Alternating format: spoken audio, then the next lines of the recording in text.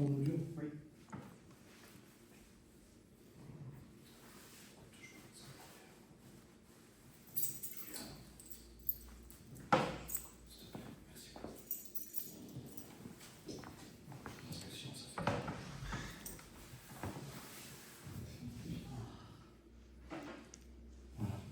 On va se recueillir quelques instants. Seigneur, nous voulons te bénir pour ta parole. Merci parce que c'est une parole qui révèle, c'est une parole qui libère, c'est une parole qui guérit, c'est une parole qui délivre, c'est une parole qui rassure. C'est une parole, comme on dit ce dimanche, qui nous enseigne, qui nous corrige, qui nous instruit, qui nous convainc. Merci pour ta parole, Seigneur. Merci pour ta parole, Père. Au nom de Jésus.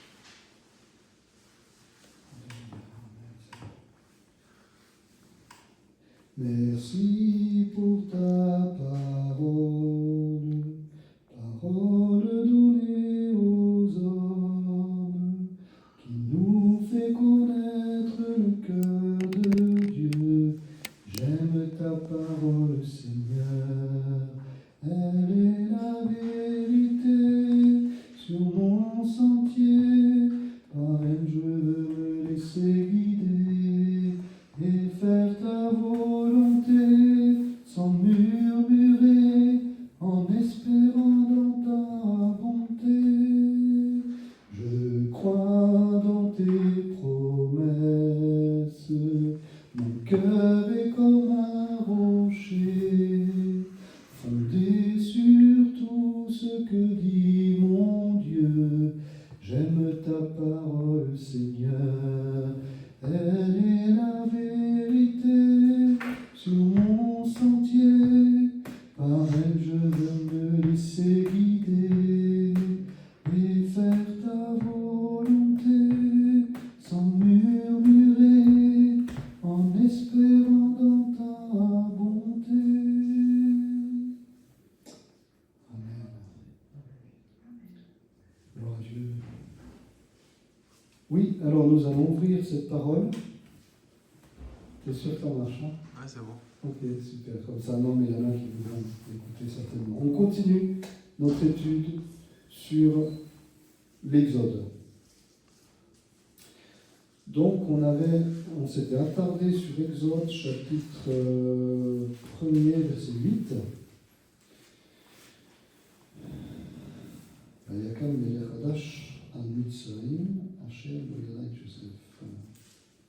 Il s'éleva sur l'Égypte un nouveau roi qui n'avait pas connu Joseph.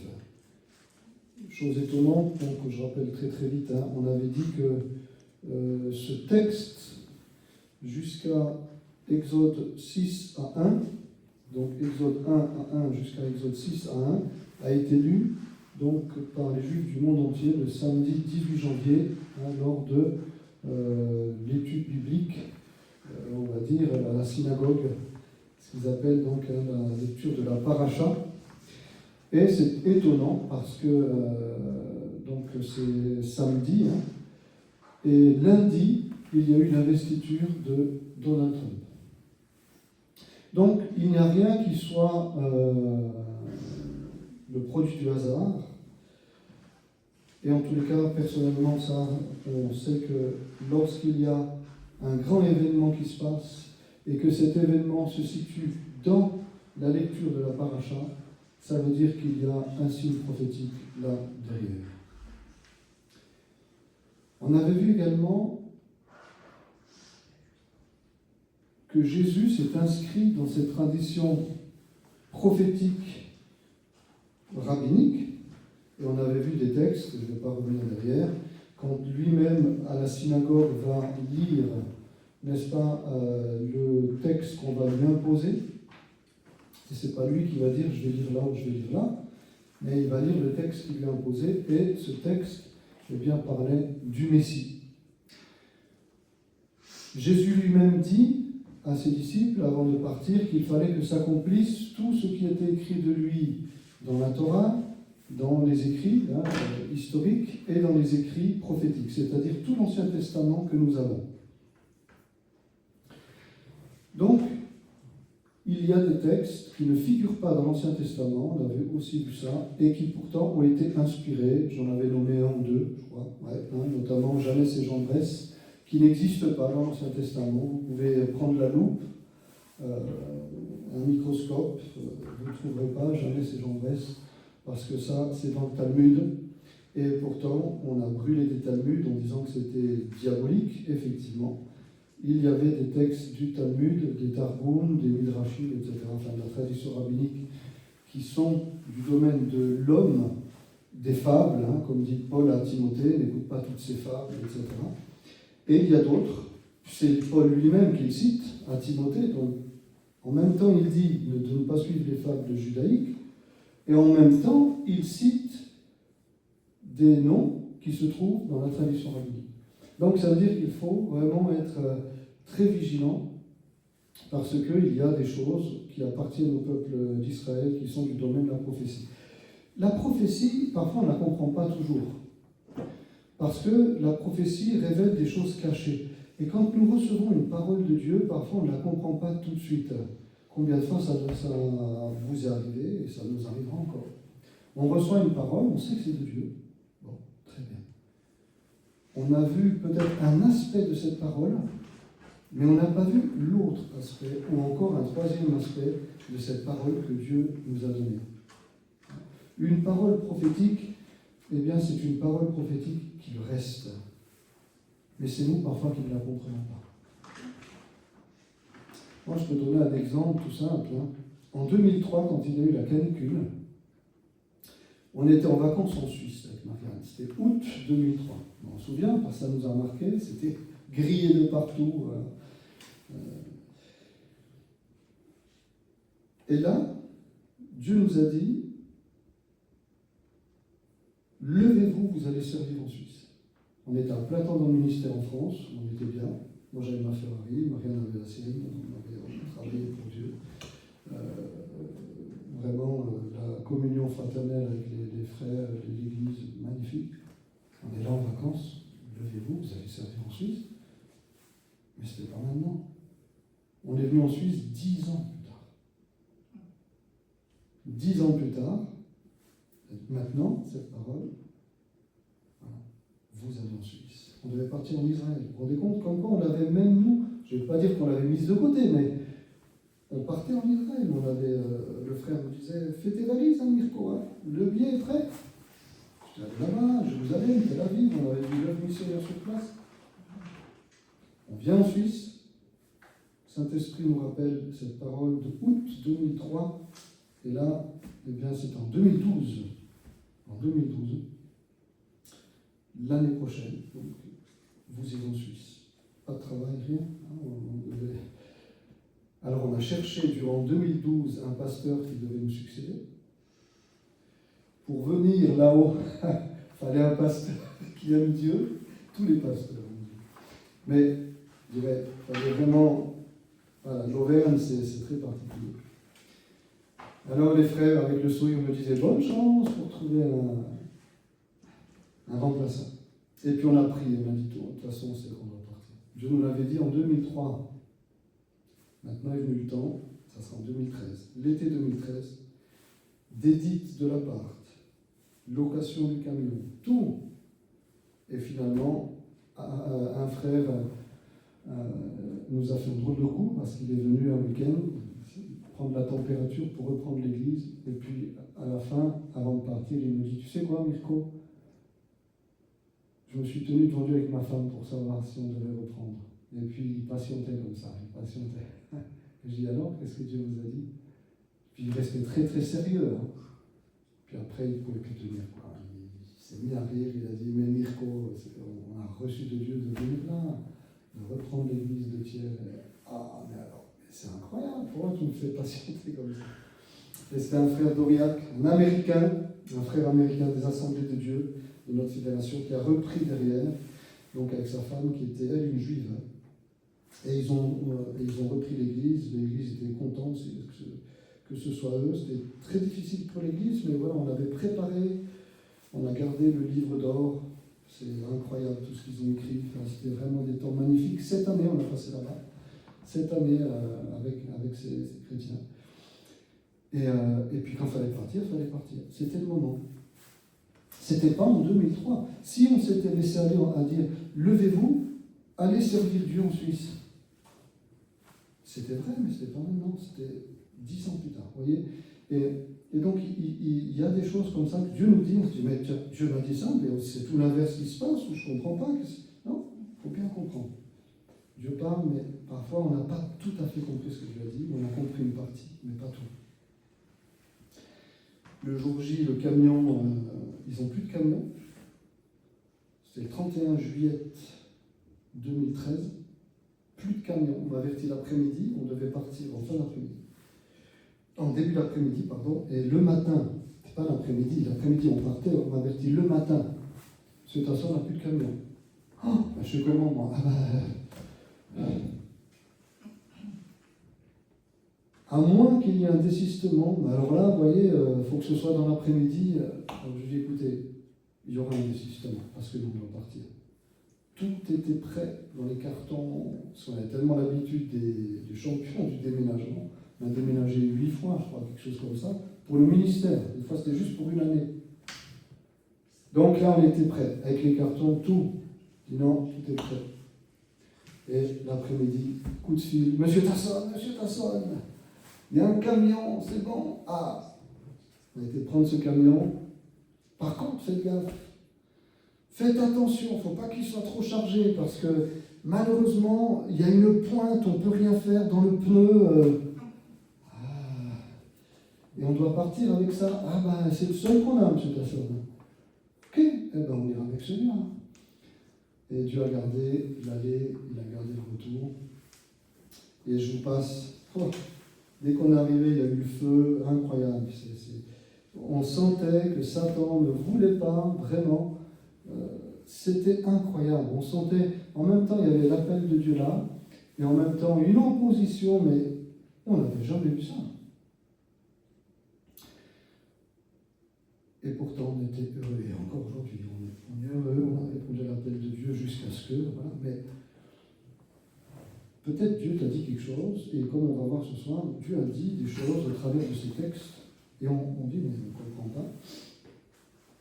Des fois, il faut du temps. Il passe du temps pour qu'on puisse comprendre. Et ça ne sert à rien de se révolter. Ça ne sert à rien de se fâcher contre Dieu. Ça ne sert à rien de remettre en cause la parole, surtout pas ça. Quand Dieu parle, il parle. On n'a pas compris. Ok. Mais Dieu va nous expliquer les choses au fur et à mesure. Et la parole prophétique, elle est là. C'est à nous de demander ensuite l'interprétation. On n'a pas toujours une partie de l'interprétation, alors que Dieu nous encourage au travers de ces textes encore ce soir. Donc il y a, dans l'Ancien Testament, bien sûr, tout est inspiré, le Nouveau Testament, tout est inspiré, et dans les traditions rabbiniques, il y a des choses qui ont été aussi inspirées et qui ont été soit mises clairement dans la parole, soit qui sont là pour notre instruction, tout simplement, mais qui ne font pas force de loi, c'est-à-dire que ce n'est pas le corpus canonique sur lequel on va fonder notre foi, mais qui peuvent être, comme disait Luther, même des livres apocryphes. Luther disait, vous pouvez les lire, vous instruire, etc., mais il ne faut pas fonder votre foi là-dessus. Mais là, ça n'a rien à voir avec des livres prophétiques. Dans les traditions rabbiniques, il faut bien comprendre, le peuple d'Israël a sur lui, malgré lui, à son insu, même s'ils ont rejeté Christ pour l'instant, ils ont gardé l'esprit prophétique. Donc il y a eu des choses qui ont été malheureuses dans l'histoire de l'Église, les rapports entre les chrétiens non-juifs et puis les juifs messianiques. Il y a eu vraiment des choses qui ont été difficiles. Et pour bien comprendre la parole de Dieu, c'est de revenir aux sources. Et en revenant aux sources, comme le faisaient et le font encore aujourd'hui, alors soit ceux qui sont juifs messianiques, ou soit ceux qui étudient la parole en revenant aux sources, on est obligé de travailler les textes. Donc, rabbiniques. On est obligé aussi de faire avec ces textes-là, de voir certains commentaires, etc. Et on est étonné de voir l'éclairage aussi qu'ils peuvent nous donner sous certains aspects, notamment au niveau de la prophétie et de l'histoire. Alors, Exode 1,8, on est toujours sur ce texte, il s'éleva sur l'Égypte un nouveau roi qui n'avait pas connu Joseph. Ici, sur ce texte, donc on avait expliqué que Rachi, donc un commentateur rabbinique, avait dit qu'il y avait deux courants, qui disaient soit c'est un nouveau roi dans le sens vraiment nouveau, une autre personne, soit c'est la même personne qui revient avec une nouvelle politique. Et en fait, c'est les deux. Si on regarde bien, ça peut être ou l'un ou l'autre, mais c'est souvent les deux. On avait pris cet exemple quand Paul part en mission, et puis il fait une escale, et là il y a des disciples qui lui disent « Surtout ne va pas à Jérusalem ». Et la Bible nous dit qu'ils sont poussés par le Saint-Esprit. Ne va pas à Jérusalem. Bon, quand tu entends ça, tu te dis « Ok, Jérusalem, je fais une croix dessus ». D'accord ? On va peut-être prendre ce texte d'ailleurs.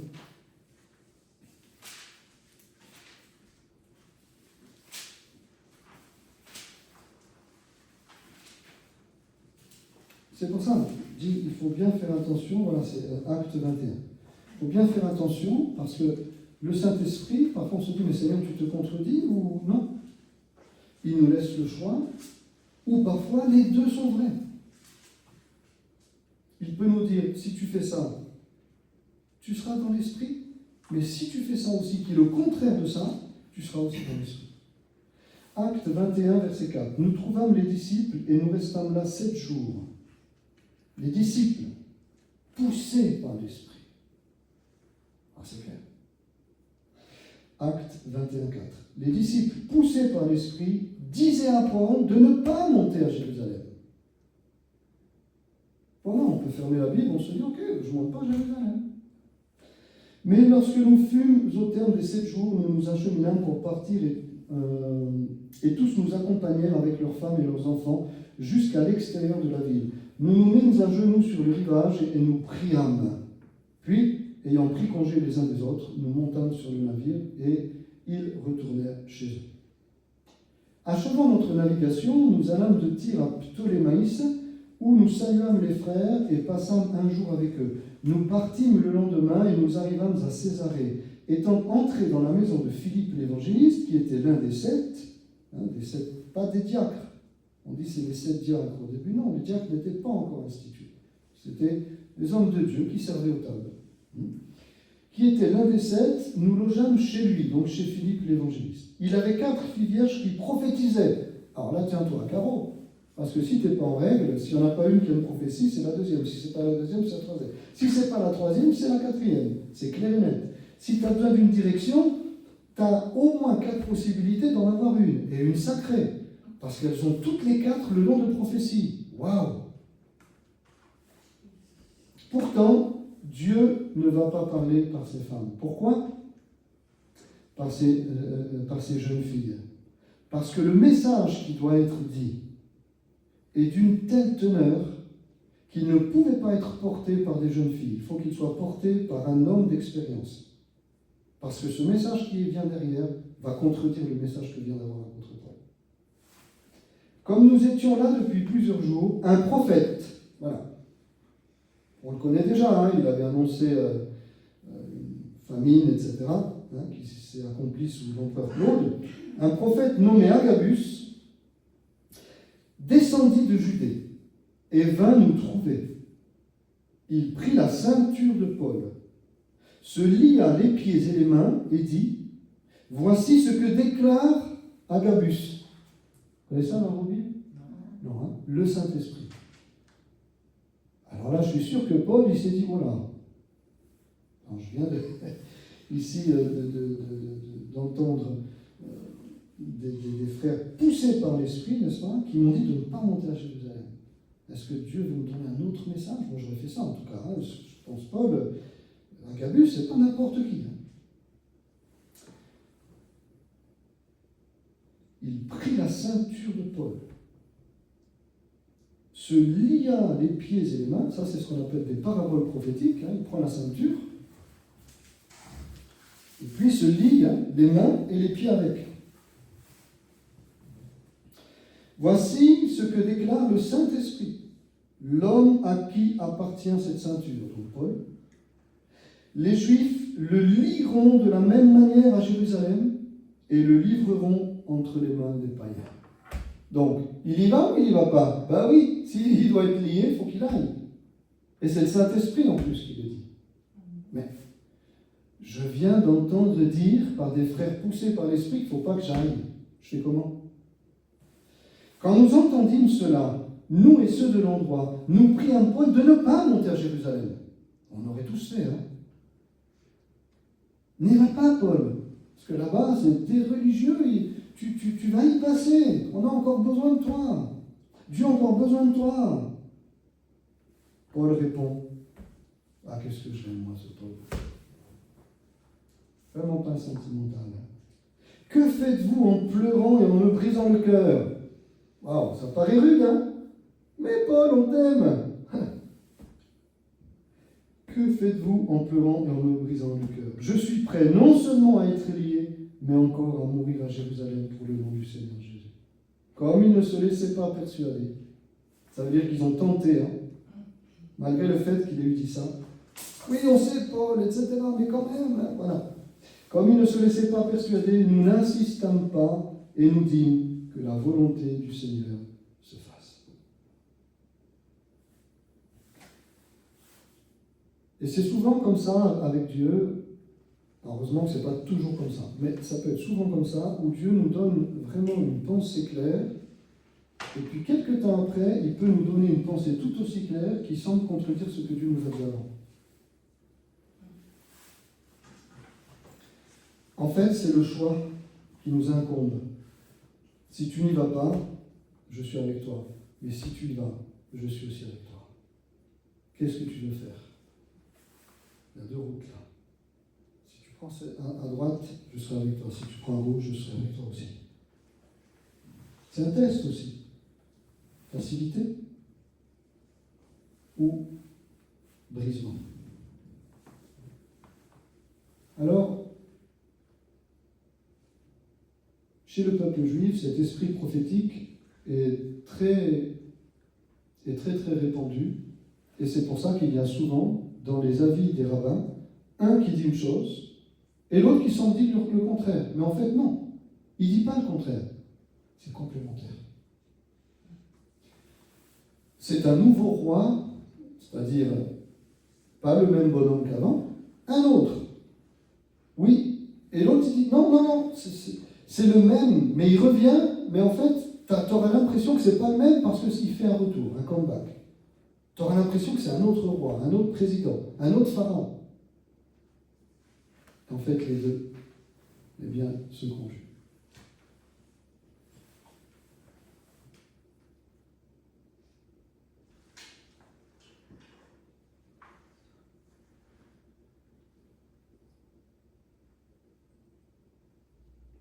Voilà. Et là, donc, je vais juste ce soir relever donc, des pensées qui ont été travaillées sur ce texte de l'Exode qui va nous édifier. Sur ce texte-là, uniquement sur ce verset, il s'éleva sur l'Égypte un nouveau roi qui n'avait pas connu Joseph. Vous allez voir, on va apprendre beaucoup de choses. J'ai relevé, il y a tellement, mais j'ai relevé vraiment l'essentiel. Beaucoup travaillé, beaucoup sur ce texte-là, pour qu'à nous, ça puisse vraiment nous parler, bien sûr, et nous enseigner et nous édifier. Donc voilà ce que dit donc. Alors, le Midrash, c'est dans la littérature rabbinique, pour faire bref, le Midrash, c'est raconter l'histoire de la Bible avec des mots que tout le monde peut comprendre, mais aussi avec des métaphores et des histoires métaphoriques qui illustrent le propos biblique, toujours, qui illustrent le propos biblique. D'ailleurs, vous pouvez même faire des midrashim, sur ce texte-là. Il s'éleva sur l'Égypte un nouveau roi qui n'avait pas connu Joseph. Et puis vous étudiez ce texte, n'est-ce pas? Et puis vous regardez ce que vous inspire ce texte par rapport à notre actualité, par exemple. Et bien ça, vous ferez un midrash. Ça m'inspire ça. Ce nouveau roi m'inspire ça. L'Égypte m'inspire ça. Le verbe s'élever, voilà. Hein, on va chercher dans le grec, dans l'hébreu, tout. Ah ouais, ok, c'est ça, m'inspire ça. Voilà. La Bible, c'est pas... vous avez ce qu'on appelle la doctrine fondamentale, hein, le salut par la foi, la justification par la foi, la perdition éternelle, etc. La doctrine fondamentale, ça, ok. Mais pour l'étude du texte en lui-même, il y a une extrême liberté, non pas pour faire dire au texte n'importe quoi, hein, pour rester toujours fidèle au texte, mais une extrême liberté d'interprétation en fonction du contexte. Vous allez en Israël, par exemple, vous voyez les étudiants, hein, donc ils sont deux par deux, hein, comme j'aime souvent le dire, deux par deux, et ils interrogent le texte. D'accord? Toi, comment tu le comprends? Ils passent des journées, hein? Des journées sur un verset, sur un mot des fois, des semaines, sur un mot. Que veut dire ce mot? Ah oui, mais on l'a rencontré là, là, là, et dans tel contexte, il a voulu dire ça. Est-ce qu'il y a un rattachement entre ce mot-là, dans ce contexte, et ce mot-là, ici? Comment ça se fait que c'est un apax, un mot qu'on trouve une seule fois dans la Bible? Comment ça se fait? Une seule fois. On le trouve ici, dans ce contexte. Alors, on n'en est pas là aujourd'hui, parce qu'aujourd'hui on est tellement pauvres, malheureusement. Franchement, les chrétiens, des fois, on fait même pitié. Hein. On est vite fatigué, on lit 2 passages, on est déjà fatigué. Hein. C'est pas étonnant quand même, des fois on se dit quand même qu'Israël c'était le peuple choisi. Parce que il faut qu'il y ait quelque chose qui se démarque pour être un peuple choisi quand même. Il faut qu'il y ait quelque chose qui se démarque. Et la Bible dit au travers de Jésus, celui qui m'aime, il aime ma parole. Celui qui n'aime pas ma parole, il m'aime pas. Alors pour l'instant, il y a ce voile sur eux. Mais vous imaginez quand le voile sera ôté, ce qu'Israël va amener au monde. Alors, notre rôle en tant que chrétien, c'est d'être vraiment des hommes et des femmes de la parole et de l'esprit. De la parole et de l'esprit. Parce que si on n'est que des hommes et des femmes de la parole, on sera des orgueilleux. Mais si on est, soi-disant, des hommes et des femmes que de l'esprit, on sera des exaltés, des hommes et des femmes de la parole et de l'esprit. La parole qui nous enseigne, l'esprit qui nous révèle. Donc le Midrash, sur ce texte-là, nous dit plusieurs choses très intéressantes. Les commentateurs donc posent une question fondamentale. Pourquoi notre peuple a-t-il dû subir l'exil et l'asservissement en Égypte? Vous vous rendez compte de la question? Pourquoi Israël a dû passer par l'Égypte? Alors bien sûr, en réponse à cela, il y a chaque commentateur qui présente son point de vue. Je ne vais pas le développer ce soir, mais tous les points de vue sont. Et puis un dit, pourquoi devons-nous chercher les causes de l'exil égyptien puisque nos sages nous en ont déjà indiqué les différentes causes? Si Abraham, pour lui, avait fait preuve d'une confiance sans faille en Dieu, jamais aucun peuple n'aurait pu dominer sa descendance. Nous pouvons comparer la position de nos ancêtres à la fondation sur laquelle doit être érigé un énorme édifice. Le moindre déséquilibre, la moindre irrégularité ou erreur de calcul dans la fondation finit par se voir sur l'édifice achevé. Une légère fissure à la base peut provoquer l'effondrement de tout le bâtiment. Là, il y a une image. Vous voyez, une image, et on est toujours dans notre texte. L'image d'un bâtiment, si tu vois effectivement qu'il y a des fissures, mauvaise limonade. Si c'est lézardé, alors qu'il est tout neuf, ben, il y a un problème. Il ne faut pas bâtir dessus. Il faut vraiment voir qu'est-ce qui se passe.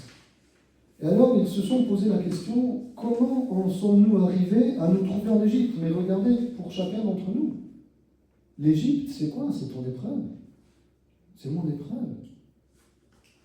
L'Égypte, c'est l'asservissement, c'est les attaques du diable, c'est l'oppression de l'ennemi, c'est l'esclavage, c'est une prison mentale, spirituelle, c'est une maladie, c'est tout ça l'Égypte. Donc la question, ici des commentateurs juifs nous interrogent. Pourquoi je suis arrivé en Égypte, Seigneur? Pourquoi dans mon couple ça ne joue pas? Seigneur, mais je suis enfant de Dieu quand même. Seigneur, pourquoi il y a tellement de conflits dans la famille? Seigneur, pourquoi je suis tellement perdu? Pourquoi, Seigneur, je ne m'en sors pas? Pourquoi? Seigneur, pourquoi? Pourquoi? Et ce qui est beau, et c'est ça que j'aime dans l'étude de ces textes-là rabbiniques, c'est qu'il y a toujours une remise en question. C'est jamais « Ah, c'est la faute de Dieu ». Vous voyez? Il y a toujours une remise en question. Abraham, pourquoi il s'est trouvé en Égypte? Parce qu'à un moment donné, sa foi, elle est passée par une éclipse. Il arrive, on resitue le contexte quand même, hein, appelé par Dieu en Mésopotamie, donc l'actuel Irak. Dieu l'appelle Laban, nous dit Étienne. En Mésopotamie, Dieu s'est révélé à lui. Pourtant, c'est son père qui part. Donc il part avec papa. Mais c'est lui qui a reçu l'appel. Non, avec papa. Enfin, c'est énorme. C'est extraordinaire ce texte-là. Et donc, en entendant papa qui dit « Écoutez, on part », il rentre dans l'appel de son père, mais en fait, en rentrant dans l'appel de son père, il rentre dans le sien. Et ils partent, hein, donc pour l'actuelle Syrie, ils s'arrêtent à Charan, etc. Voilà. Et après, ils viennent s'installer, le papa il meurt à Charan, et ils viennent s'installer en Israël. Super, il arrive dans la terre promise. C'est Canaan. Dès qu'il arrive, il y a la famine. Alors tu es tout content, tu arrives, tu rentres dans ton appel, n'est-ce pas? Et dès qu'il arrive, il y a la famine. Panique à bord. Il a sa femme, il a ses troupeaux, il avait des serviteurs en veux-tu en voilà, il y avait du monde hein, avec lui. Il n'était pas qu'avec Sarah. Il y avait Lot, mais tous les serviteurs qu'ils avaient acquis aussi à Charan, il y avait du monde. Famine. Un homme de Dieu comme Abraham, au lieu de se tenir, bon, c'était au tout début de son appel, c'est vrai, hein, il faut aussi resituer le contexte, mais quand même, au lieu de se tenir devant Dieu et de dire, Seigneur, tu ne peux pas m'appeler ici pour que je parte en Égypte. Je ne vais pas descendre en Égypte alors que tu m'appelles à prendre possession de ce pays, en Canaan. C'est ici. Eh bien non, qu'est-ce qu'il fait? Il panique et il va en Égypte. Et en Égypte, alors il prend sa femme. Et avant d'arriver en Égypte, il imagine tout un stratagème, n'est-ce pas? Il ne faut pas que tu dises que tu es ma femme, tu es ma soeur. C'est une demi-vérité, parce qu'effectivement. Parce que sinon, on va me faire du mal. Mais attends, Abraham, t'es un homme de Dieu ou pas? On va s'en prendre à moi pour toi, parce que t'es une jolie femme. Eh, tu comprends, hein, moi, j'ai pas envie d'y passer. Hein. Donc, il faut que tu dises que tu es ma soeur, comme ça. Effectivement, ce qu'il dit s'accomplit. Il est repéré immédiatement par les ministres de Pharaon qui disent « Si tu avais vu, on a vu une magnifique femme, il faut absolument qu'on te l'amène. Hein. Voilà, ça sera une de plus, etc. » Et effectivement, c'est comme Abraham l'avait pensé. Ils vont amener Sarah auprès de Pharaon. Et Pharaon dit « Je l'ai prise pour femme. » Il s'est écrit dans le texte. Oh, c'est le plus grand drame. On comprend pourquoi ici ils disent, attendez, l'Égypte, à nous, ça nous ramène, hein, le Maharal, il dit ça me ramène, moi ça me ramène là-bas, à cette faute-là, Non pas que c'est la conséquence, hein, mais ça me ramène à des souvenirs vraiment, voilà, de nos ancêtres pas très jolis, vraiment pas beaux du tout. Et bien sûr, après l'avoir prise pour femme, Dieu a frappé les Égyptiens, et c'est comme ça qu'ils ont su, voilà, qu'est-ce que tu nous as fait? Tu nous as menti, tu as dit que c'était ta sœur, et aussi l'ai prise pour femme. Alors maintenant tu prends tes clics et tes claques, on ne veut plus te voir de là, tu t'en vas, tu sors de là, tu sors d'Égypte. Vous vous rendez compte? La flétrissure de Sarah. Comment tu te remets de ça? Jamais. tu es un mari normal, hein, voilà. Tu ne te remets jamais de ça. Un homme de Dieu en plus. Attends, qu'est-ce que j'ai fait? J'ai donné ma femme à un païen, mais Berg, mais qu'est-ce que j'ai fait?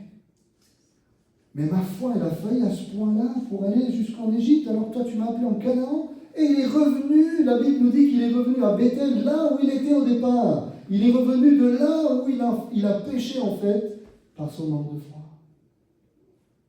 Alors on comprend mieux ce que nous disent ici notamment le Maharal, ses commentateurs. Attention, l'Égypte nous rappelle de mauvais souvenirs. Eh bien, je crois que pour nous autres, frères et sœurs, on doit aussi se poser des questions quand on est dans l'épreuve. Non pas pour dire forcément, ben voilà, c'est ma faute, etc. Bon. Mais de se dire, je suis dans cette épreuve, mais quelque part, en quoi cette épreuve me parle, hein, voilà, l'Égypte, pour Israël, c'est l'asservissement de tout un peuple. Mais en quoi ça peut nous parler? En tant que juif, ça peut nous parler de notre ancêtre Abraham qui vraiment a fait une énorme la bêtise de sa vie, l'erreur de sa vie. De considérer avec une telle légèreté sa femme, franchement. Celle par qui la promesse devait s'accomplir, ce n'était pas Agar. Hein. Parce que c'est certainement là, la Bible ne le précise pas, on suppose qu'il a même récupéré Agar et qu'ensuite, avec Agar, est né Ishmaël. Et on sait que jusqu'aujourd'hui, les musulmans, même si c'est pas, ils disent dans leur tradition islamique que c'est fondé, etc., on ne sait pas si c'est fondé, parce que tout ce qui vient de l'islam, de toute façon. Mais ils disent que l'islam vient d'Ishmaël. Pour eux, c'est dans la tradition coranique. Mohammed descend directement d'Ishmaël. C'est la tradition coranique. Va savoir si c'est vrai, ça, personne ne le saura jamais. Parce que le Coran, c'est une parole révélée de Dieu. Tu n'as pas le droit de la toucher, tu n'as même pas le droit de la remettre en question. Par contre, on nous dit à nous que la Bible, elle est fausse, et qu'il y a des erreurs, etc. Mais le Coran, il ne faut pas le toucher. Vous voyez? Eh bien, c'est la même chose, là. On dit, on ne sait pas si c'est vrai. Si vraiment Mohammed, il descend, c'était l'Arabie Saoudite, s'il descend de là. C'est vrai qu'Ishmaël, il est de cette région. On peut le supposer. Maintenant, de dire effectivement qu'il vient de là, les Égyptiens, c'est des Arabes, mais ils existaient bien avant Ishmaël, puisqu'Agar est égyptienne. Ismaël n'était pas né. Donc, peu importe.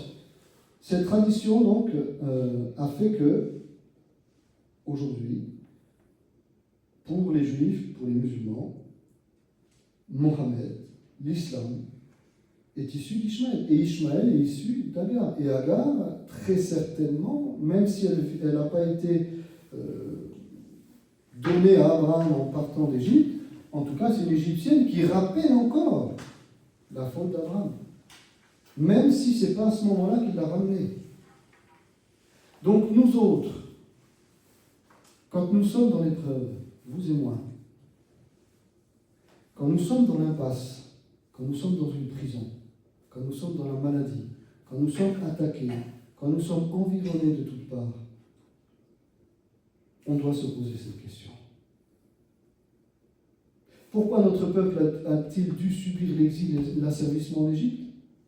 Pourquoi est-ce que je dois subir ça, Seigneur? Pourquoi est-ce que, après tant d'années, parce que c'est plus de 400 ans, hein, pourquoi cela?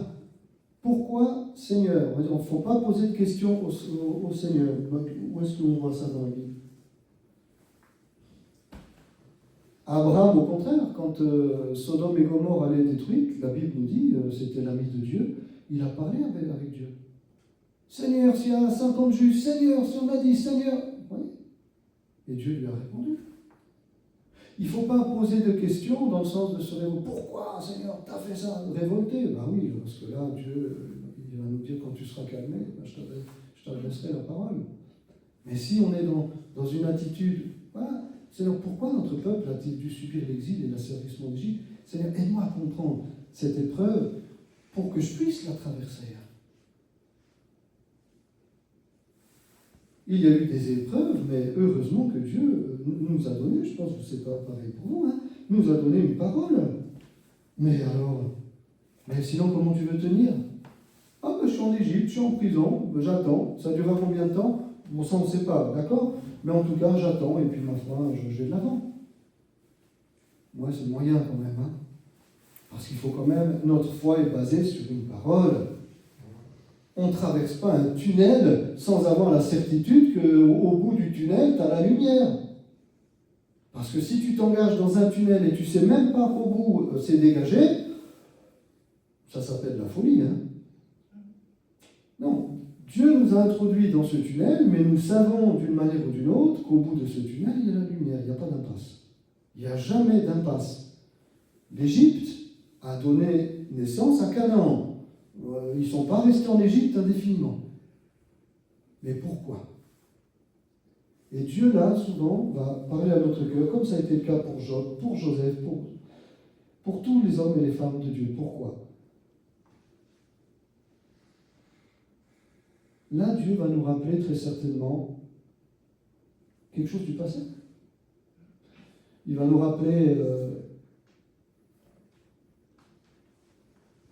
quelque chose du passé que nous n'avons pas avalé, quelque chose du passé où on n'a pas brillé, quelque chose du passé dont on n'est pas encore délivré, quelque chose du passé qui est pour nous une tentation et risquerait peut-être de compromettre vraiment notre engagement chrétien si on ne fait pas gaffe, quelque chose du passé qui encore aujourd'hui a à voir quelque chose avec nous en fait. C'est ça l'Égypte. Quelque chose du passé qui a encore aujourd'hui quelque chose à voir avec nous. D'une manière ou d'une autre. Et donc, vous voyez là, on a abordé juste un tout petit point, et ça suffit pour nous rappeler ceci, pour nous autres. À quoi sert la révolte? À faire 10 ans de plus en Égypte, je pense. Ou 100. Hein. Par contre, à quoi servent les questions sages? À quoi sert de passer vraiment du temps avec Dieu par rapport à notre situation? Ça sert à tout. Seigneur, pourquoi? Non seulement tu as le droit de poser cette question, mais le Seigneur t'attend à ce que tu poses cette question. Il attend que tu poses cette question. Il t'attend là. Ah, tu traverses le tunnel comme ça, puis tu te dis, ma foi, on verra. Non, c'est pas comme ça, mon enfant. Tu sais pourquoi tu es dans ce tunnel? Quelle est vraiment la raison?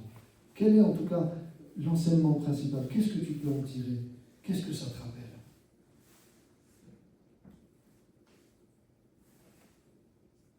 J'ai besoin d'être guéri, peut-être émotionnellement, dans une partie de ma vie, là, émotionnellement, j'étais déstabilisé,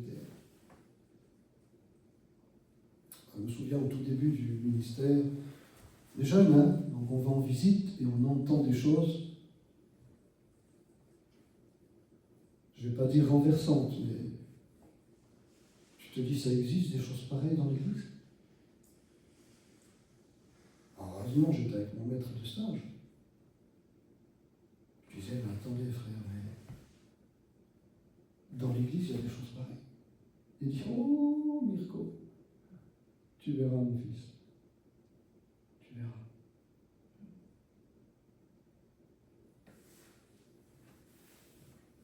Et ça, en entendant ces choses-là, en étant conscient que ces choses-là prenaient place dans l'Église, je suis entré dans une nouvelle dimension. Il y a une part de naïveté qui est tombée. Tu devras aussi t'occuper de ces cas dans l'Église. Effectivement, ça existe même dans l'Église. Moi, je pensais que c'était que parmi les gens du monde, des choses pareilles. Et encore, si ça existe parmi les gens du monde, bien sûr que ça existe. Mais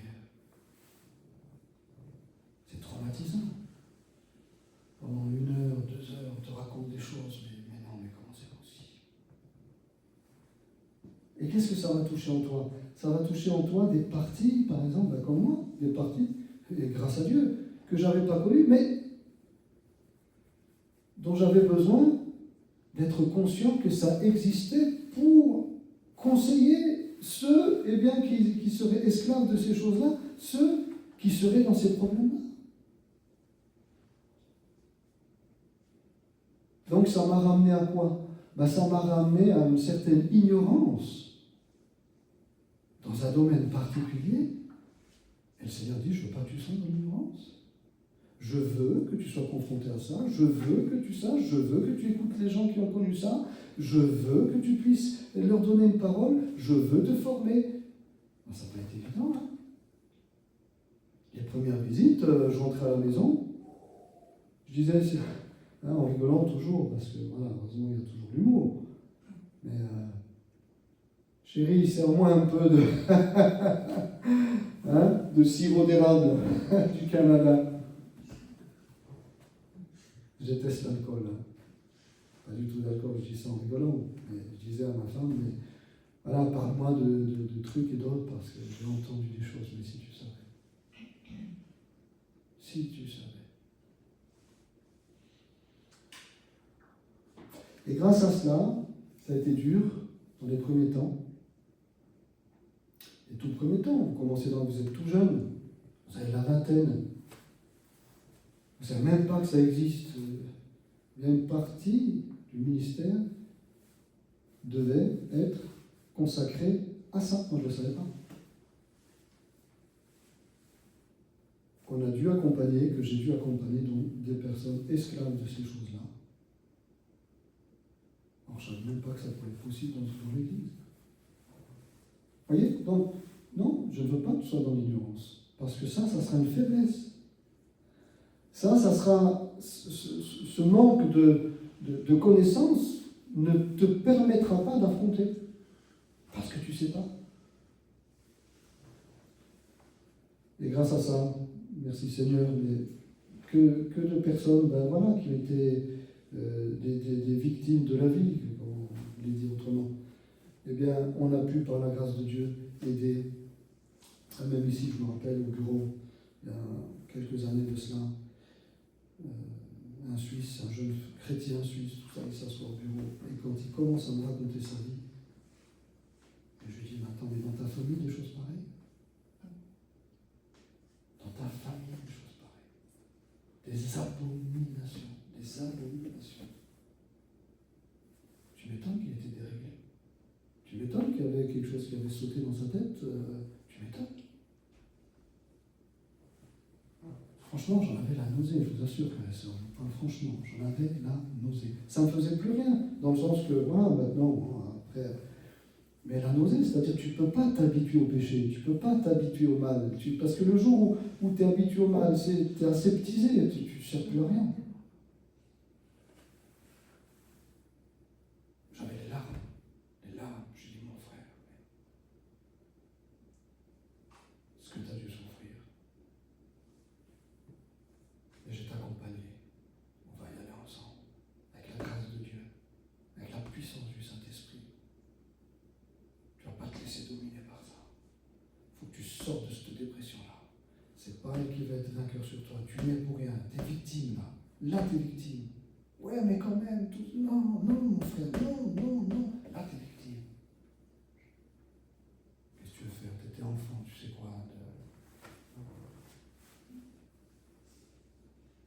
Et là, cette autorité du Seigneur de pouvoir non seulement affronter l'innommable, mais de pouvoir aider ceux qui sont en Égypte, dans l'innommable, au lieu de dire, bon, je ne connais pas, je vais... Non, tu vas connaître, mais je n'ai pas envie, Seigneur, tu vas connaître.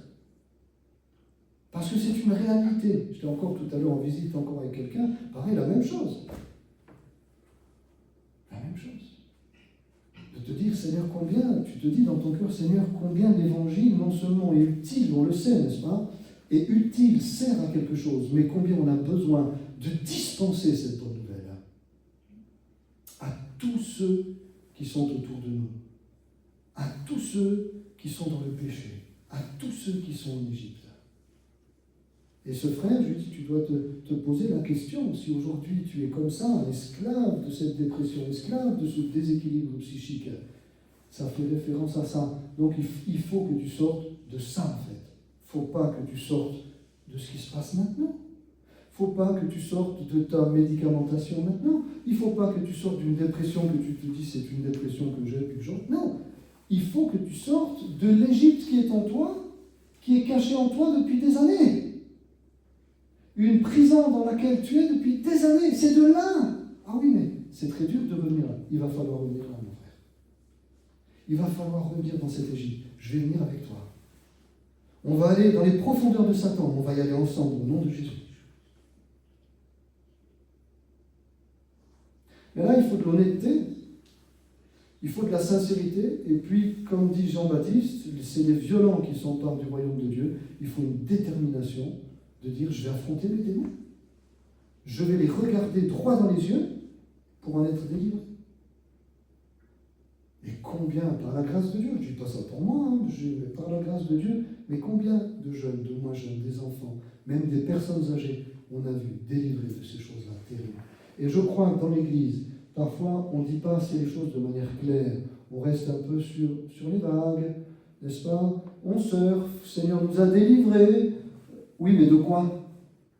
De mon passé. Et alors, qu'est-ce qu'il y a dans ce passé? Oh, surtout, il ne faut pas ouvrir le sac parce que ça sent mauvais. Si, je vais te mettre, le Seigneur, il nous dit, je vais te mettre dans ton sac parce que si tu ne vas pas dans ton sac, tu ne seras pas délivré. Il faut que cette odeur, elle ne te fasse plus reculer. Il faut que cette vision, elle ne t'effraie plus. Il faut que ces souvenirs ne t'impactent plus. Et donc, parfois, on a besoin d'aide. C'est pour ça que je dis souvent, dans les relations d'aide, attention à qui vous confiez votre âme. Je parle dans le sens biblique du terme, la psyché. Le psychisme, tu ne le confies pas à n'importe qui. Attends. Tu confies une partie de ton être, une partie de toi-même. Il faut quelqu'un de confiance, qui soit bien équilibré dans la parole de Dieu. Un frère, une sœur en Christ, généralement quand même, qui sont dans le service d'une manière ou d'une autre. Des gens stables, équilibrés, pas qui voient des démons partout, pas non plus qui sont des légalistes. C'est pas évident. Mais quand tu as trouvé ce confident, quand tu as trouvé ce frère ou cette sœur, etc., n'est-ce pas, qui sont investis dans le service d'une manière ou d'une autre dans l'Église, qui ont une position d'autorité, ça c'est très très important. C'est pas parce que quelqu'un a payé pour faire une formation en psychologie que tu vas te livrer. Il faut faire attention à ça. Parce qu'il y a eu des folies par rapport à tout ça. Alors, même la personne, parfois, elle se dit, oui, mais j'ai fait des études là-bas, j'ai fait une formation là-dedans, etc. Mais la formation, c'est pas juste une formation théorique où tu as entendu dire, où tu as fait plus ou moins des expériences avec telle et telle personne. Non. Parce que là, on entre dans le tunnel, n'est-ce pas, de l'intériorité la plus profonde d'une personne. Et je conclue en disant, c'est un peu ça le regret dans le service, je dirais. C'est de voir que malheureusement, quand on va au fond des choses, pour des raisons qui incombent à la personne, à un moment donné, c'est stop. Et du coup, il n'y a pas de délivrance. Heureusement qu'il y en a, oui. On va jusqu'au fond et il y a de la délivrance. À un moment donné, non. Des fois, il y en a parce qu'ils savent qu'ils vont être guéris, qu'ils vont perdre une tension. Ça, on l'a vu. J'ai ouvert des yeux comme ça, en boule de Noël ou des ballons de football. Je dis, quoi? Non, tu ne peux pas dire ça. Oui, si je suis guéri, voilà. Il va falloir que je trouve du boulot. D'autres, non, mais là, ça touche ma famille, etc. C'est sensible. Okay. D'autres, c'est aussi, il faut l'avouer, une certaine paresse. On ne va pas aller jusqu'au bout. Jusque-là, pas plus loin. Maintenant, voilà. On va se suffire, on va continuer comme ça. Enfin, plein de situations où on est frustré parce qu'on se dit, Jésus est là, Jésus veut guérir, Jésus veut délivrer. La balle est dans ton camp, mon frère, ma soeur, et tu te retires en arrière au moment où on avait eu ici justement une personne. Marianne me disait, Mirko, elle était à 2 doigts de guérir. Mais en fait, Ce n'est qu'après qu'on l'ait su. Parce que cette même personne l'a eu avoué, on l'a su. Et oui, mais si j'étais guéri, j'aurais dû reprendre le travail. Donc il faut cette honnêteté, cette sincérité, mais aussi cette détermination de dire, Seigneur, je ne veux pas rester en Égypte. Je veux vraiment entrer dans mon appel, je veux vraiment être libre, je veux vraiment être dégagé dans ma vie. Je veux vraiment être sans complexe. Il y a tellement de chrétiens, ils ont des complexes. Mais ça veut dire quoi? Ça veut dire qu'il y a eu des choses là-bas, encore en Égypte. Voilà. Mon père m'a dit, ma mère m'a dit, mes frangins ont fait ceci, etc. Ok, alors on va aller là, on va aller récupérer tout ce qui s'est passé là, n'est-ce pas? On va aller récupérer ton héritage et tu vas, au nom de Jésus, prendre autorité pour maintenant entrer dans Canaan. Et là, quand on va au fond des choses, c'est là où il y a la délivrance. Ça peut se passer très rapidement. Comme disait Maurice Rey, quand il voyait des personnes qui arrivent chez le psy, à un moment donné, il disait, mais ma soeur, t'en as pas marre de payer? Ah oui, mais je m'en sortirai pas. Mais si tu t'en sortiras. Mais si tu t'en sortiras, je t'aime. Et puis une fois, il rentre à l'église, et puis la sœur était en train de faire le ménage, et elle chantait. C'est que ça allait mieux, si tu chantes, c'est que ça va mieux. Et au moment où il rentre, elle faisait la malheureuse. Oui, la comédie. Et là, frère, il n'était pas content. Elle a dit, ma sœur, posez le balai là. Je vous ai entendu chanter. Je sais que ça va mieux. Mais vous aimez bien, n'est-ce pas, qu'on vous dise, oh, la pauvre. Qu'on s'occupe de vous, que vous soyez le centre d'attention, et puis là, c'est effondré. Elle dit, c'est vrai, frère. C'est vrai, frère, j'agis comme une capricieuse. Je veux que toute l'attention soit centrée sur moi. C'est vrai ce que vous dites, c'est vrai, c'est vrai. Il dit, ben voilà, on a repenté. Et vous reprenez votre balai, et vous chantez des cantiques, et vous allez vous en sortir. Quel que soit notre passé, aucune excuse de ne pas sortir d'Égypte. Aucune excuse de ne pas sortir d'Égypte. Le Seigneur va nous accompagner. Tu as ici des frères et des sœurs qui t'aiment. Et si seulement tu tends ta main vers le Seigneur va te conduire à la sortie. Parce qu'il n'est pas resté dans le tombeau, n'est-ce pas? Il est ressuscité. Il est vivant. On sert un Dieu vivant, qui a vaincu, qui peut vaincre pour toi, quels que soient les démons qui t'ont attrapé, quels que soient les démons qui t'ont saisi, quels que soient les démons qui t'ont envahi, quels que soient les démons qui t'ont sali. Tu peux devenir propre dans ton intérieur, avec des pensées équilibrées, par l'équilibre que te donne le Seigneur. C'est la chose la plus belle qu'on voit dans le service, là par contre, quand on accompagne et qu'on voit ça. Alors je ne sais pas combien, eh bien aujourd'hui aussi se réjouiront de pouvoir dire non seulement je suis sorti d'Égypte, mais maintenant que je suis sorti d'Égypte, je vais aller chercher à Gaza ceux qui sont restés là-bas. Je vais aller chercher tous ceux que ces terroristes spirituels, n'est-ce pas, ont emmenés là-bas dans les cavernes de l'enfer de l'Égypte.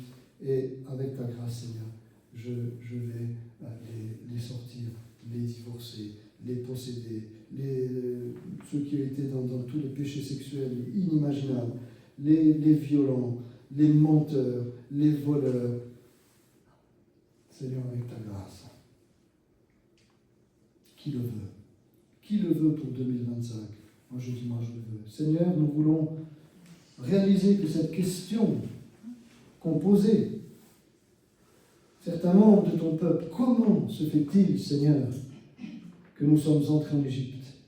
Nous voulons, Seigneur, aujourd'hui pouvoir nous l'approprier dans tel ou tel domaine, peut-être encore de notre vie où il y a une lanterne qui a besoin d'être allumée.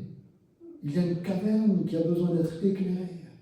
Il y a des chauves-souris qui doivent sortir de cet antre.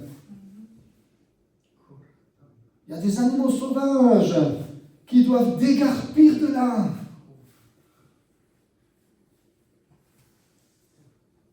Parce que tu as dit, la vérité vous rendra libre. Vous la connaîtrez et elle vous rendra libre. Seigneur, que c'est triste. C'est vrai de voir parfois des frères et sœurs encore captifs du passé. Inconsciemment, même inconsciemment, captifs de ce lourd passé. Mais Seigneur, tu es venu pour les libérer. Tu es venu pour leur donner le plus beau des souvenirs. Tu es venu pour élargir leur cœur. Tu es venu pour en faire des infirmiers dans ce monde qui en a tellement besoin. Des aides-soignants spirituels. Qu'ils arrêtent de pleurer, Seigneur, c'est ma prière. Toutes celles et ceux qui pourront voir cette vidéo qui sera portée plus loin. Seigneur, qu'ils puissent sortir de leur prison.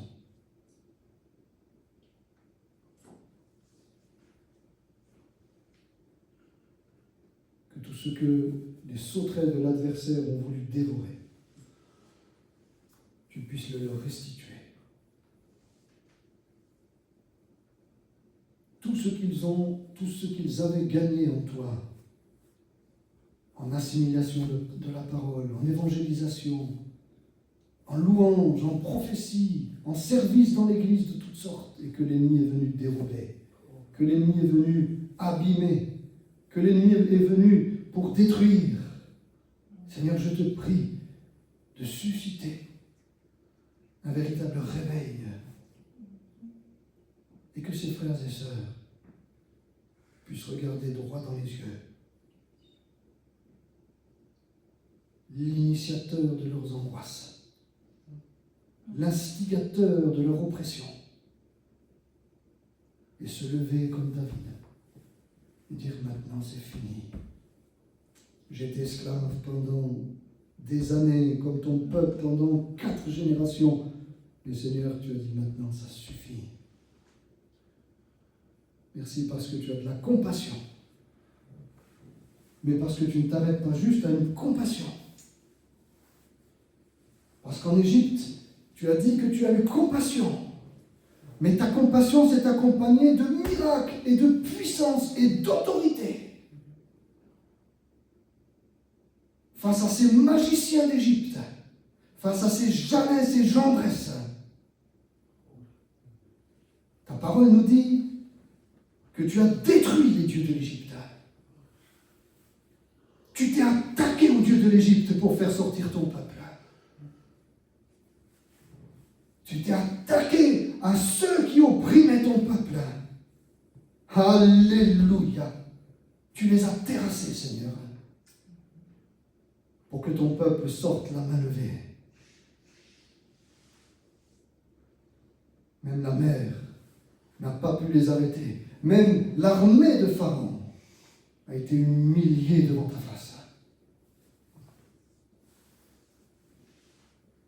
Ta compassion se manifeste également par la manifestation de ta puissance et de ton autorité. Sinon, il n'y a pas de compassion. Tu ne peux pas dire à quelqu'un, Seigneur, que tu l'aimes et que tu le délivres si tu n'avais pas de main forte pour le sortir de là. Alléluia. Merci parce qu'à la croix, tu as terrassé l'adversaire. Et tous ces ricanements de l'ennemi, toutes ces moqueries, toutes ces insultes contre toi, tous ces blasphèmes, toutes ces injures, tu les as réduites à néant le 3e jour. Alléluia. La tombe était vide, l'ange était assis sur la pierre. Tu es ressuscité, tu es vivant et tu nous aimes d'un tellement grand amour, d'un amour si grand, si puissant. Merci Seigneur, parce que ta délivrance, elle est là, à disposition de ton peuple. Parce que c'est ton peuple qui était en Égypte. Ce n'était pas des inconvertis. C'était ton peuple qui était en Égypte. Ce n'était pas des païens. C'était ton peuple, celui que tu avais choisi, qui était en Égypte. Je te prie, Seigneur, dans cette ville également, pour toutes celles et ceux qui suivent des thérapies depuis des années, qui vont à toutes ces conférences de délivrance et qui restent toujours les mêmes. Seigneur, aie pitié de tes enfants. Aie pitié de tes fils et de tes filles. Et accorde-leur, Seigneur, de pouvoir trouver une totale liberté au travers peut-être d'un accompagnement, quel qu'il soit, mais équilibré.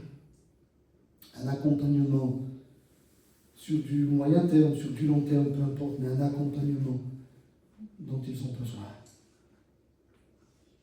Tu sais ce qui se passe dans toutes les églises, dans toutes les églises. L'ennemi ici, Seigneur, dans cette ville, vraiment a terrassé l'église.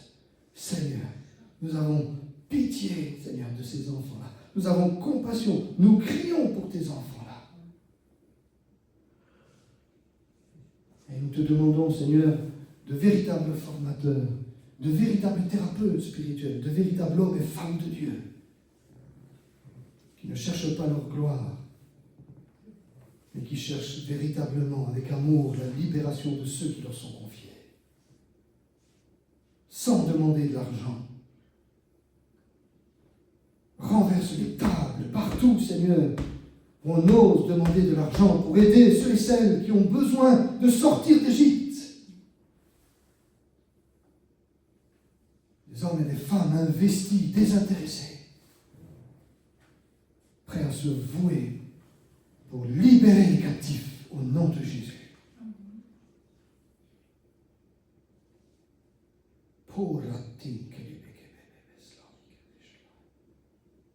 Pardonne-nous dans l'Église, Seigneur, de ces techniques peut-être qui sont utilisées et qui n'ont rien à voir avec l'Évangile. Pardonne-nous, Seigneur, dans l'Église en général, où il y a toutes ces choses où l'on demande de l'argent pour aller plus loin dans un accompagnement. Pardonne-nous, Seigneur, pour toutes ces manifestations qui ne viennent pas de toi, qui exaltent la chair et qui font croire que c'est l'onction, alors que c'est la manifestation du psychisme.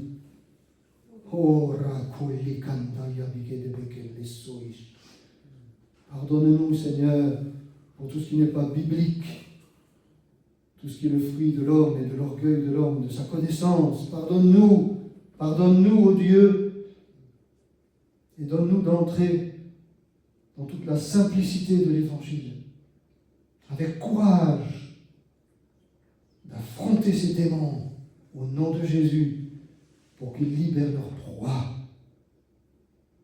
Seigneur, enfin, je voudrais te prier pour tous ceux vraiment qui en sont esclaves et qui ne reculent pas, qui ne fassent pas la comédie, Seigneur, qui ne cherchent pas à ce que l'attention soit sans cesse centrée sur eux, mais qu'ils cherchent non pas à rester à l'AI ou que sais-je, qu'ils cherchent sincèrement à être délivrés, Seigneur. À être délivrés, Seigneur, parce que la délivrance, elle est pour eux. Ta main percée et étendue sur eux. Alléluia. Tu as subi les meurtrissures de la croix. Tu as subi, Seigneur, l'innommable à cause de nous. Oh Jésus, j'ai prié, j'ai pris le temps de prier. Parce que c'est ce qu'il y a sur notre cœur ce soir. Que ces questions, pourquoi suis-je en Égypte, soient des questions saines, constructives, productives. Donne du fruit dans la vie de chacun d'entre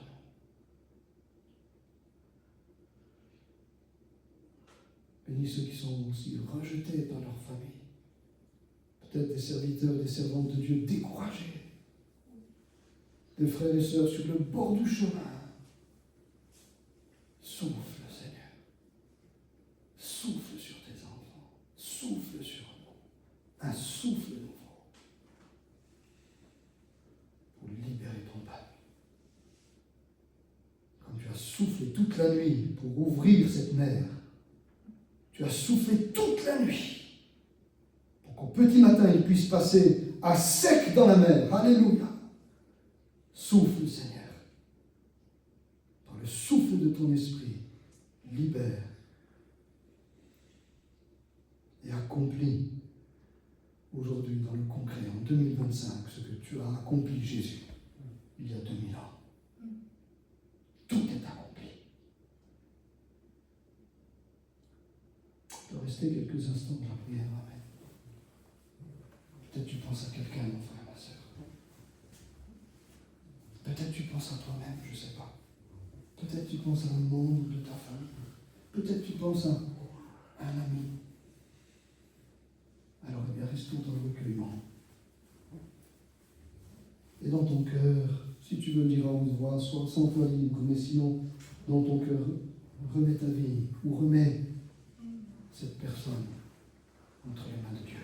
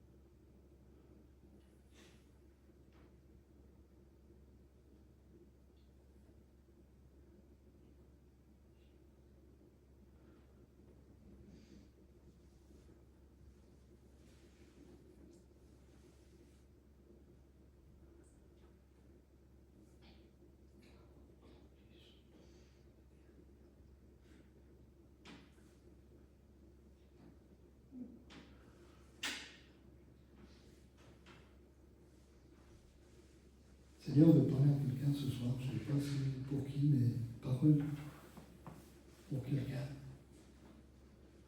Tu es resté au stade des émotions, de l'émotif. Et lorsque tu sens tes émotions touchées, eh bien tu reconnais que l'Esprit de Dieu est sur toi, que l'Esprit de Dieu agit.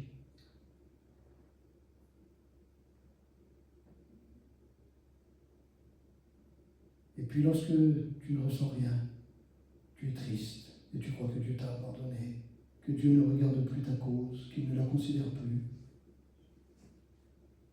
Parce qu'en fait, sans te rendre compte, tu es esclave de tes émotions et de tes sentiments.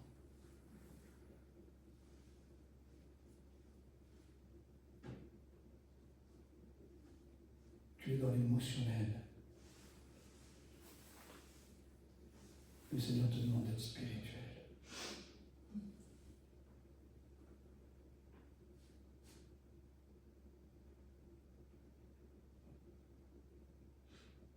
Et tu voudrais, tu dis comment? Dans la foi. Par la foi. Que tu sentes, que tu ne sentes pas. Ton Père est là avec toi dans le lieu secret. Dégage-toi de cet esclavage des émotions. Ne limite pas Dieu à ce que tu ressens. Car c'est rabaisser ton Sauveur. Même si tu ne le sens pas, il est là. Et il agit tout aussi puissamment que si tu le ressentais. décide de croire et de ne plus être esclave de tes émotions. Décide-le. Choisis ce soir de marcher par la foi et non par la vue, et non par les émotions, non par les sentiments, non par ce que tu ressens. Seigneur, je te prie pour ce frère ou cette sœur qui est dans ce dilemme.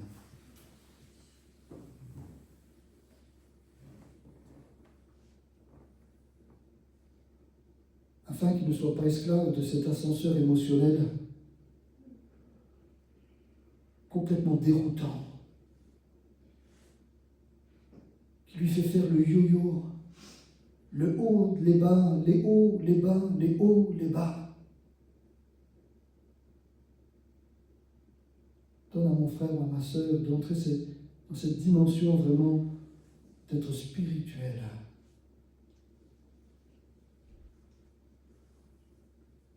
Merci parce que si tu as pris le temps ce soir, Seigneur,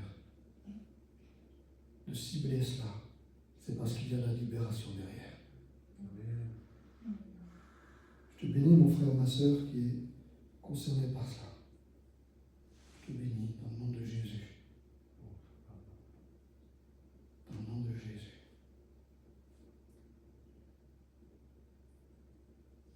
Merci, Seigneur.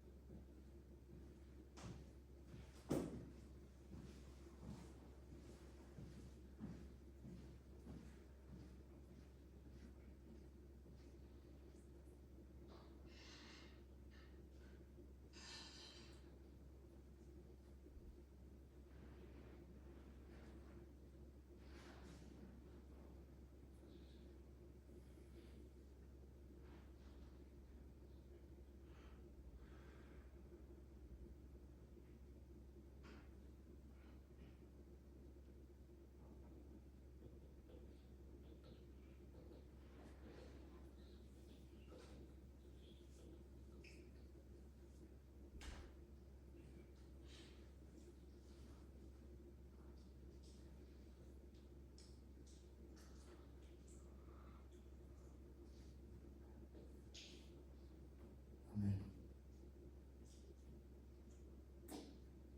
Amen, mon Dieu. Bien, mes frères et sœurs, je vous souhaite une bonne nuit, dormez comme des bébés.